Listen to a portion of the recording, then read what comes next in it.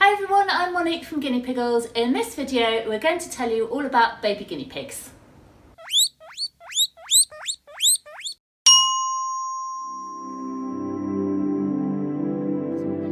We visited our local rescue centre, Palace Piggies, again to ask Lynn and Liz all about baby guinea pigs.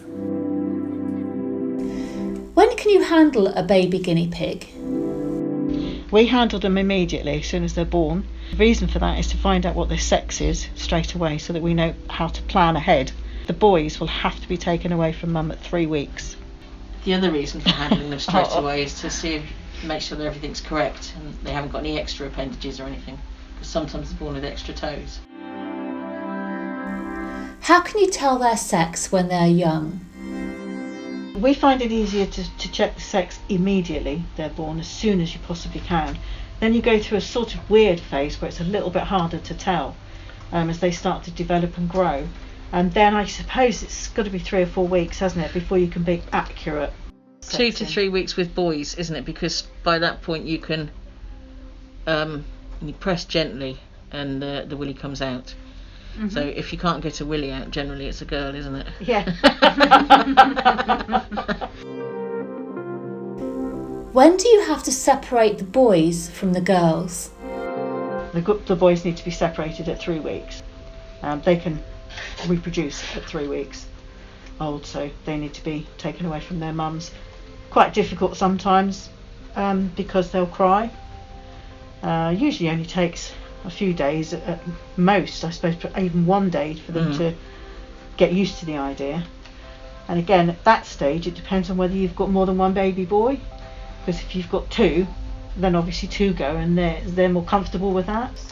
Sometimes they come out earlier. If, say, a mother had given birth to 1 single boy, it's usually bigger, and so they start behaving boyish earlier, don't they? So sometimes they will come out a bit early if they're displaying too much interest in their mum. Yeah, again, they're like humans, aren't they? That some humans are very forward, and some guinea pigs are very forward, and sometimes, they're only 2.5 weeks old and they're already trying to make mummy pregnant. So we don't take any chances, do we? No. How long do they need their mother's milk? 3 weeks. If they're a boy. The baby girls will continue to suckle until mum's had enough. Usually she just becomes sore rather than empty. She becomes sore and we'll just start headbutting them off. That's enough, you're done. Well, by 6 weeks they could be rehomed. So at that point, whatever they're doing with mum isn't getting milk or any sustenance. But they also eat the minute they're born, big food, so they're suckling 1 second and eating hay the next. Do they eat solid food from the first day? Probably not the first day. They need to get a little bit accustomed to life outside, but certainly they'll follow what mums do pretty quickly, won't they? They certainly eat hay almost immediately. Yeah. The pellets and vegetables are probably like 2 or 3, 4 days old, something like that. And some of the pellets are too big for them to get in anyway. they scrape bits off the edges, don't they? Yeah, they do. Yeah. How do you tell if a guinea pig is pregnant? It gives birth. Well, there's a few sort of suggestions, if you like. If they start to drink a lot, that can be a sign of pregnancy. Obviously an increase in size. But I suppose we're never 100% sure until we can feel the baby's wriggling. How long is a guinea pig pregnancy? 63 to 72 days is the normal gestation. So we say on average 10 weeks. How do you care for a pregnant piggy?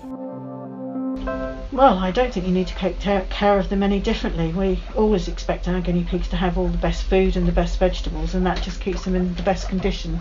We would always keep our eye on them and make sure they are increasing weight properly and they are eating and drinking properly, so that they're not poorly whilst they're pregnant.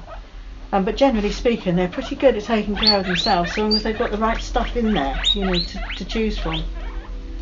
So no, we don't do different stuff. How big is the average litter? The average litter, you can go from 1 to 5. as an average, but they can go up to 10. Well, we've had an 11, Not but many. only 4 or 5 of that made it. Yeah. I suppose that the general is between 2 and 4 is more common. How long is the birthing process? All the babies should be born ideally within a span of 20 minutes. That's all of them. Mm-hmm. So anything after that, they're probably having a bit of trouble, and that's where just breeding for the sake of it at home can be very dangerous, because if you don't know they're in trouble, you don't do anything. You just think that they're okay, but you do need to be very experienced to help mums give birth if they're having trouble. Should you intervene if there are problems? Sometimes you have to intervene, otherwise you're going to lose mum and babies. But I'm not going to give any advice on how you intervene. I'm just going to say call a rescue. If anybody's daft enough to try and do breeding like this and cause bigger problems, and you have problems with the birth, you can make things much worse if you don't know what you're doing. So, and just telling somebody something can often be misconstrued and misunderstood, and then they can make bad decisions, and then they blame us. How can you tell if a newborn is healthy? A newborn guinea pig, I mean, they are a bit wobbly and a bit wet for a couple of hours, but basically they should be pretty much popcorning and squeaking within an hour or trotting two. around following mummy round. Yeah.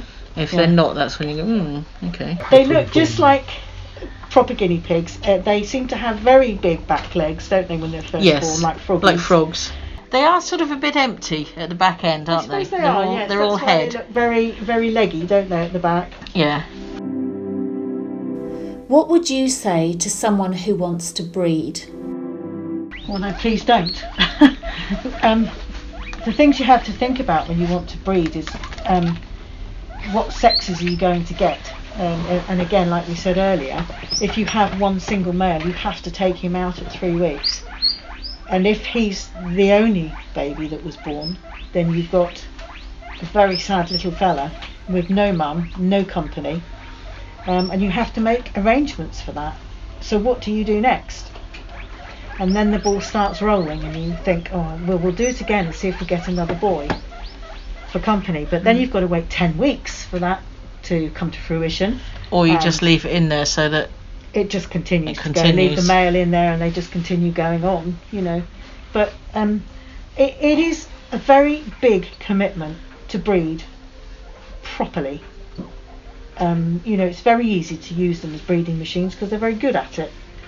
But it's not whether they can breed or not, it's what their life is like while you're doing this to them.